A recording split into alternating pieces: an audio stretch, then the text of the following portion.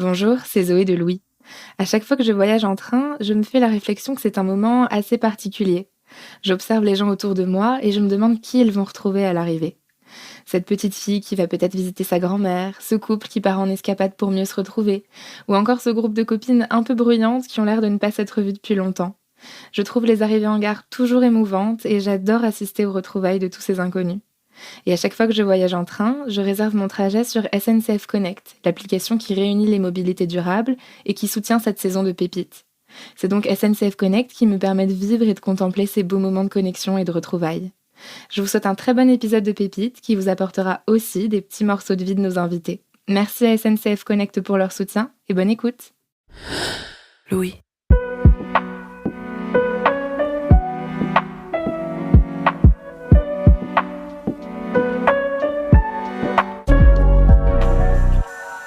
Dès que je me suis retrouvé à une heure de grande écoute sur une émission populaire, mais j'ai reçu des torrents de haine, des menaces de mort, oui, de tout. Ne t'approche pas de nos enfants, on va t'envoyer de l'acide au visage. Enfin, vraiment, à partir du moment où on prend de la place à un endroit où on n'est pas désiré, les gens ont l'impression qu'on est partout. Les gens oublient qu'on était là avant, qu'on est simplement un peu plus visible aujourd'hui. Et être visible, c'est essentiel. Le jour où on n'aura plus besoin d'occuper l'espace public, c'est qu'on sera intégré à l'espace public. Pour l'instant, c'est pas le cas.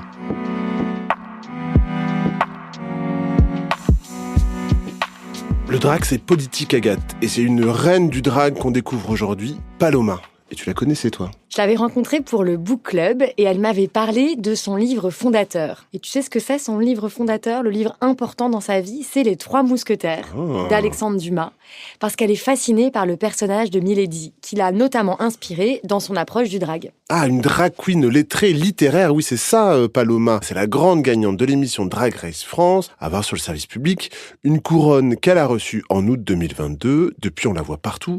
Chroniqueuse chez Yann Barthès, à la tête de son émission sur France 2 et désormais au théâtre, avec son spectacle Paloma au pluriel, en tournée dans tout le pays. Et Paloma sans maquillage et perruque, c'est pas Milady, c'est Hugo Bardin, réalisateur et metteur en scène. Avec lui, on a parlé de sa famille issue de la bourgeoisie, de Mylène Farmer, de militantisme et de sa première fois sur les planches. Paloma, celle qui est devenue une bête de scène, ça commence. Je suis Sébastien Thème. Je suis Agathe Le Taillandier. Bienvenue dans Pépites, le podcast de celles et ceux qui font la culture de demain.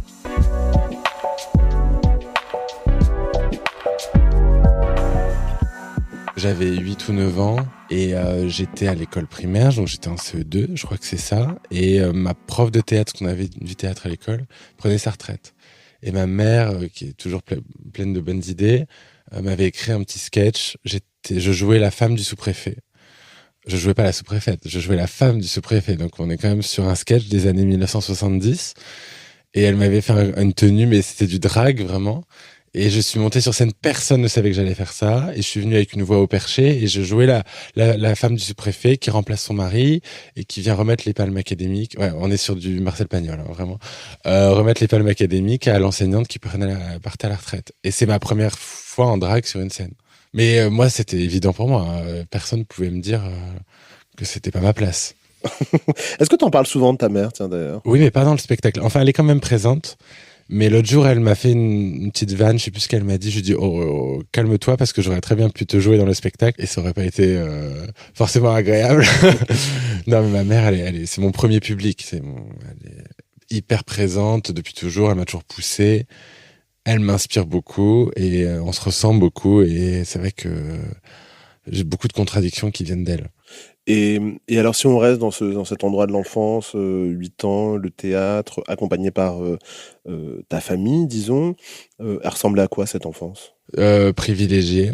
J'y tiens parce que ça définit beaucoup qui je suis et aussi comment je me positionne, même politiquement. Je sais que j'ai eu beaucoup de privilèges. Je viens d'une famille intello, classe plutôt bourgeoise, des gens très ouverts d'esprit, mais en même temps, éducation assez catho quand même. Mon grand-père était conservateur des monuments historiques, collectionneur d'art. Enfin, j'ai grandi là-dedans, dans les musées, dans les vernissages. Je sais que c'est une chance d'avoir ce bagage culturel et d'avoir aussi une famille qui te pousse tout le temps à te cultiver et à t'élever intellectuellement. Donc il y avait une pression intellectuelle, c'était très important de pas être, de cultiver le champ, le blé entre guillemets. En même temps, on m'a laissé très libre. Enfin, moi, personne faisait de théâtre chez moi. Le cinéma, c'était pas un truc spécialement familial. C'était plus la musique, la peinture, la sculpture, l'art sacré. Moi, j'ai choisi mon endroit et on m'a pas du tout poussé à aller ailleurs. Au contraire, on m'a poussé à continuer là-dedans. Donc, avoir une famille qui vous soutient quand on veut faire un métier artistique, c'est quand même une très grande liberté et Enfin, de toute façon, être soutenu par sa famille, ça fait gagner du temps sur la vie. Hein. Ça, c'est clair. Il y a une autre chose dans ton parcours, mais que tout le monde sait, c'est cette passion pour Mylène Farmer. Ouais. Mais tu évoquais tout à l'heure ton endroit politique. Il y a quelque chose qui se joue avec Mylène Farmer quand on est homosexuel Ouais. d'un endroit politique. Ça dit aussi peut-être un public particulier. Complètement. Qu'est-ce que c'est que ce public et qu'est-ce que toi, si on parle de transfuge de classe, peut-être pas dans ce sens-là, mais il y a quelque chose dans le goût. C'est aussi,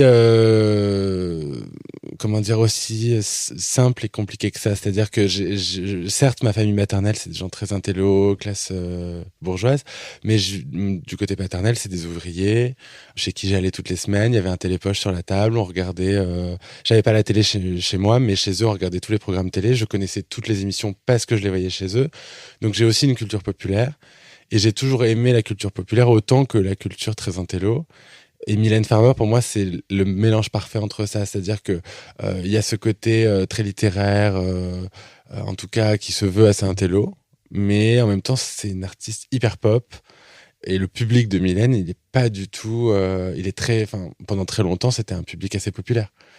Ça fait peu de temps qu'elle est érigée au statut d'icône et que même les classes plus intello ne boudent plus Mylène Farmer. Pendant longtemps, moi, j'avais honte. Hein. Quand j'étais dans les écoles, dans les classes littéraires et que je disais que j'étais fan de Mylène, on se foutait de ma gueule. On me disait, ah oui, la gothique de service. Je dis, bah ouais, mais il y a plus que ça, en fait.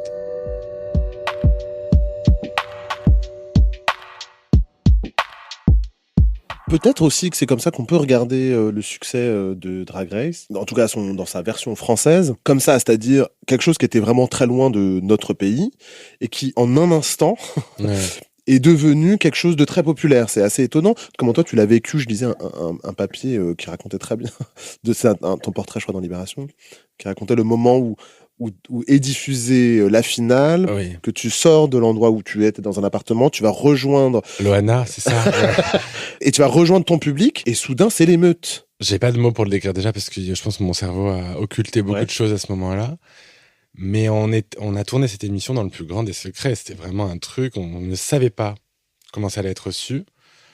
L'émission a eu évidemment beaucoup de succès, mais le succès, on l'a vu grandir au fur et à mesure des épisodes. On voyait que le public était de plus en plus présent au viewing party.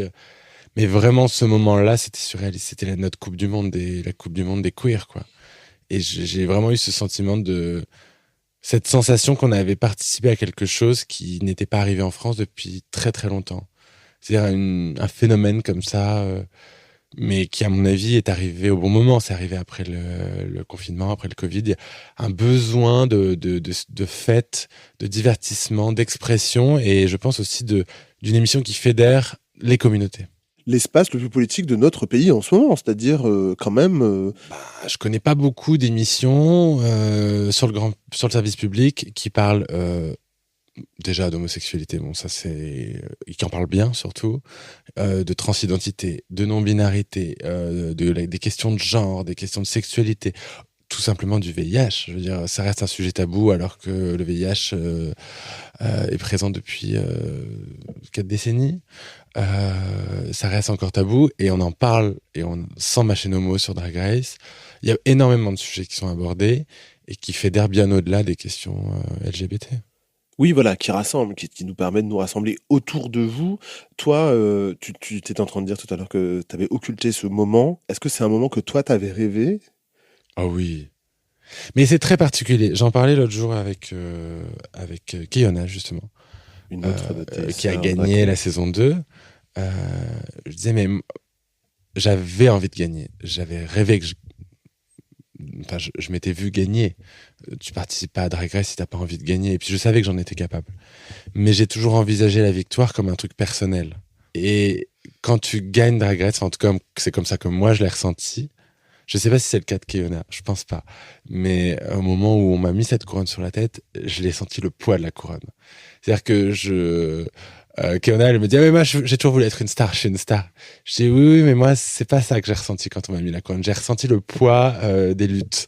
Et au moment où on m'a mis la couronne pour de vrai sur la tête, le 10 août, je crois que c'était le 10 août 2023, là, je me suis dit, ah oui, c'est pas juste Hugo qui gagne une émission de télé-réalité, c'est les queers qui gagnent une émission de télé. C'est toutes ces personnes qui, depuis des années, n'ont pas la parole à la télévision, n'ont pas de micro. Tout d'un coup, j'en ai un. Personne m'a rien demandé, mais j'ai le devoir de parler pour tous ces gens. Et je peux pas juste parler de moi, de ma perruque, de mon maquillage, de quelle crème j'aime mettre au réveil et qu'est-ce que ça me fait d'avoir gagné une émission de télé. C'est chaque minute d'antenne compte et je vais faire compter chaque minute, chaque seconde.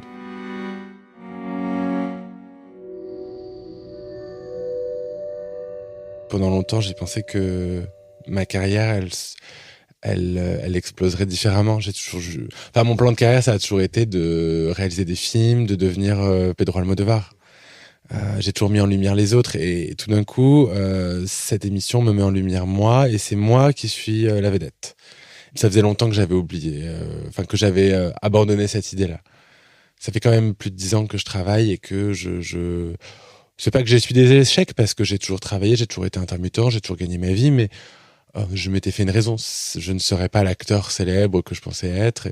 Et en fait, là, les cartes ont été redistribuées et Paloma est devenue la vedette.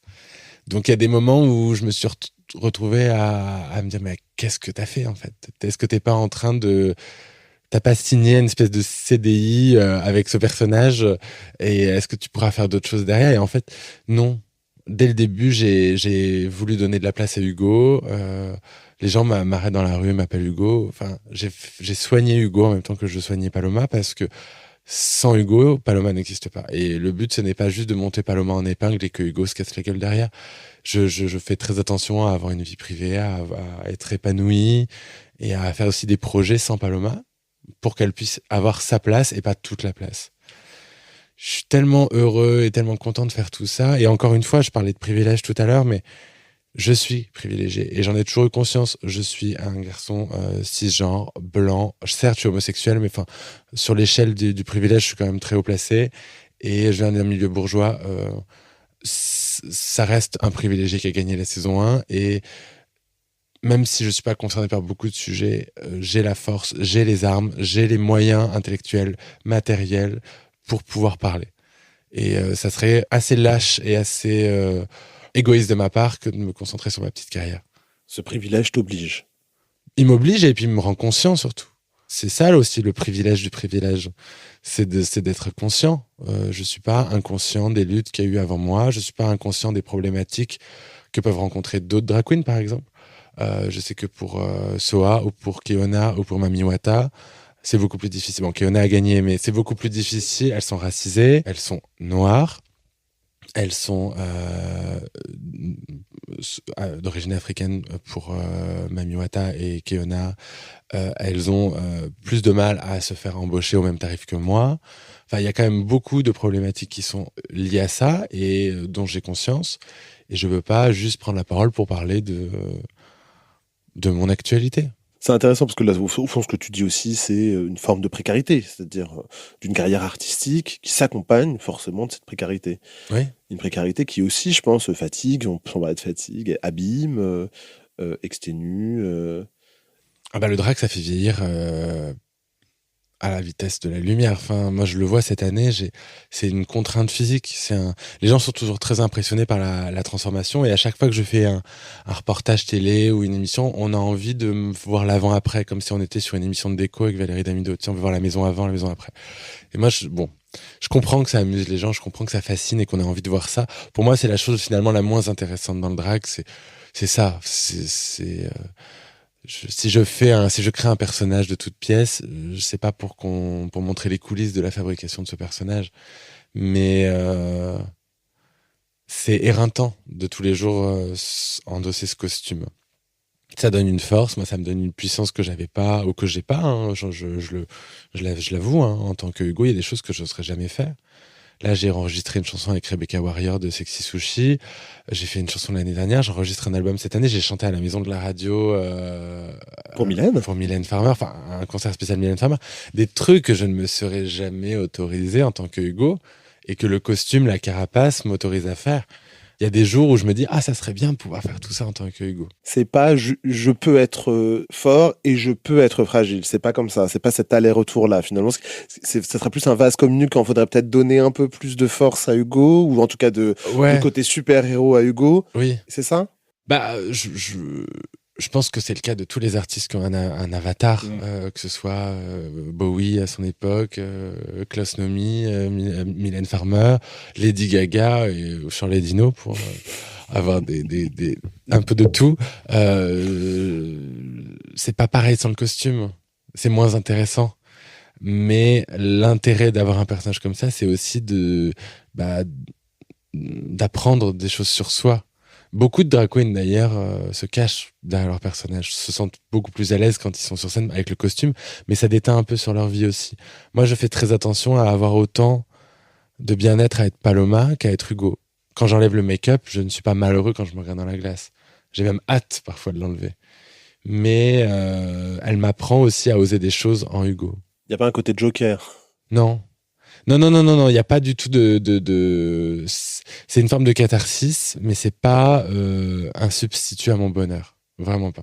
Et si on parle du Joker, enfin, comment toi tu t'envisages la politique, la question politique, qui est une grande question, mais qui quand même, tu le disais d'ailleurs, nous touche tous et toutes. Est-ce que Hugo, c'est quelqu'un de très très engagé? Oui, mais moins que Paloma. Parce que Paloma, c'est la quintessence de mon identité queer. Dans la vie, je suis queer, mais j'aime bien passer inaperçu aussi. Je suis moins flamboyant dans la vie. Paloma, elle, c'est la reine des queers. Donc, je peux pas ne pas être politique. C'est un personnage conscient. Et c'est encore une fois une question de visibilité, je crois. Enfin, occuper l'espace public. Je m'en suis rendu compte quand j'étais sur Quotidien. Avant ça, on me foutait la paix. Dès que je me suis retrouvé à une heure de grande écoute sur une émission populaire, mais j'ai reçu des torrents de haine, des menaces de mort. Oui, de tout. Tout. Ne t'approche pas de nos enfants, on va t'envoyer de l'acide au visage. Enfin, vraiment, Bilal pourrait en parler mieux que moi. Hein, mais à partir du moment où on prend de la place à un endroit où on n'est pas désiré, les gens ont l'impression qu'on est partout. Comme si on était le nouveau coronavirus. Les gens oublient qu'on était là avant, qu'on est simplement un peu plus visible aujourd'hui.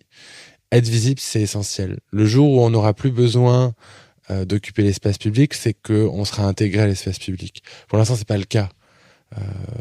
Ma présence sur une émission de télé fait encore débat. Et pourtant, je suis un comédien, je joue à des personnages féminins. C'est pas très très différent de ce que faisait Docone Garcia il y a 30 ans, de ce que faisait Alex Lutz il y a encore pas si longtemps avec Bruno Sanchez.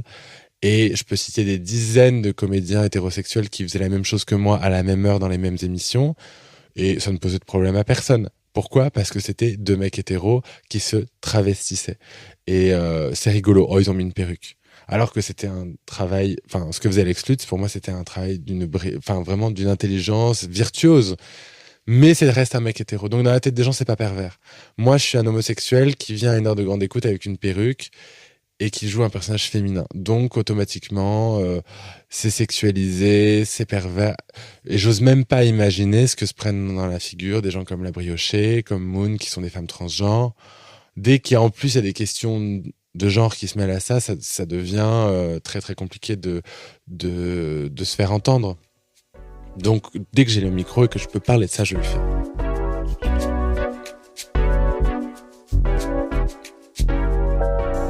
Nous, on brave tous les interdits d'une certaine manière. On remet en question beaucoup de choses sur la société, sur comment elle est construite, sur les codes absurdes de cette société. Parfois, on me dit, mais pourquoi tu te genres pas en féminin quand t'es en drague ? Je dis, mais parce que je ne considère pas que mon personnage est un personnage féminin. C'est pas parce que je porte une robe, que j'ai des talons, que je mets une perruque, que c'est forcément une femme.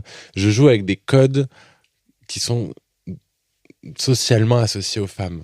Mais quand je mets le costume, j'ai pas l'impression de devenir une femme. Je joue un personnage féminin. C'est pas pareil. En tout cas, dit féminin. Et tout ça, ça remet beaucoup de choses en question pour beaucoup de gens. Donc c'est trop compliqué. Mais il y a quand même des choses que je m'interdis. Tu vois, il y a des prises de parole que je veux pas avoir. On m'a demandé plusieurs fois, après Drag Race, d'intervenir dans des prises de parole, dans des colloques sur le féminisme. Et à chaque fois, je refuse. Je le fais pas parce que là, j'estime que je suis pas légitime. De la même manière que j'oserais pas parler de transidentité ou de questions liées au racisme. Enfin, j'en parle, mais je suis pas expert sur le sujet et surtout, c'est pas à moi de le faire.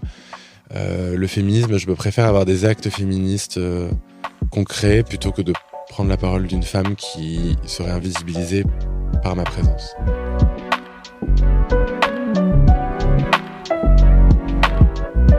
Vous venez d'écouter Pépite, un podcast Louis Média présenté par Sébastien Thème et Agathe Le Taillandier.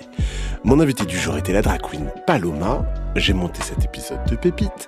Il a été réalisé et mixé par le studio La Fugitive, avec une musique originale composée par Michael Lio. À très bientôt dans Pépite.